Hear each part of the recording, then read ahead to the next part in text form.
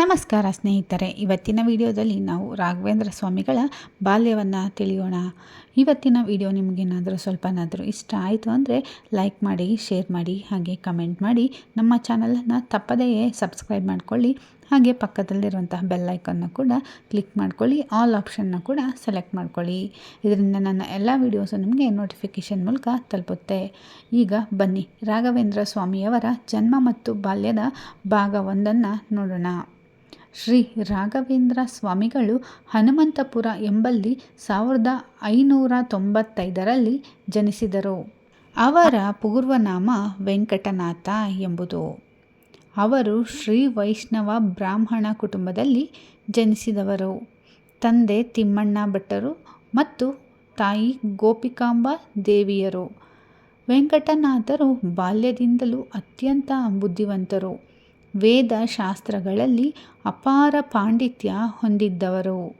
ಅವರು ತಿರುಚೂರಿನಲ್ಲಿ ವಿದ್ಯಾಭ್ಯಾಸ ಮಾಡಿ ಸಣ್ಣ ವಯಸ್ಸಿನಲ್ಲಿ ಸಂಸ್ಕೃತ ಭಾಷೆಯಲ್ಲೂ ವೇದಶಾಸ್ತ್ರಗಳಲ್ಲಿ ಪರಿಣಿತಿ ಗಳಿಸಿದರು.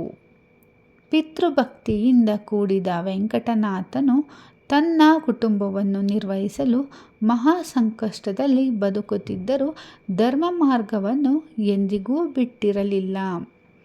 ಅವರ ವೈವಾಹಿಕ ಜೀವನವು ಧಾರ್ಮಿಕ ಜೀವನವನ್ನೇ ಪ್ರತಿಬಿಂಬಿಸುತ್ತಿತ್ತು.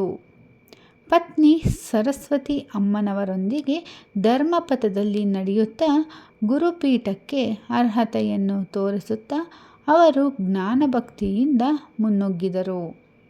ಮುಂದಿನ ಭಾಗದಲ್ಲಿ ವೆಂಕಟನಾಥರು ಗುರುಪೀಠಕ್ಕೇರಿದ ಬಗ್ಗೆ, ಅವರ ಸನ್ಯಾಸದ ಪ್ರಯಾಣ ಮತ್ತು ಶ್ರೀ ರಾಘವೇಂದ್ರ ತೀರ್ಥರು ಎಂಬ ಮಹಾತ್ಮನಾಗಿ ಹೇಗೆ ರೂಪಾಂತರಗೊಂಡರು ಎಂಬುದನ್ನು ತಿಳಿಯೋಣ.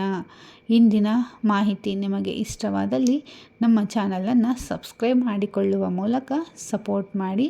ಹಾಗೆ ಪಕ್ಕದಲ್ಲಿರುವಂತಹ ಬೆಲ್ ಐಕಾನನ್ನು ಕ್ಲಿಕ್ ಮಾಡಿ ಆಲ್ ಆಪ್ಷನ್ನ ಸೆಲೆಕ್ಟ್ ಮಾಡಿ. ಈ ವಿಡಿಯೋ ಇಷ್ಟ ಆಯಿತು ಅಂದರೆ ಲೈಕ್ ಮಾಡಿ, ಶೇರ್ ಮಾಡಿ. ಧನ್ಯವಾದಗಳು.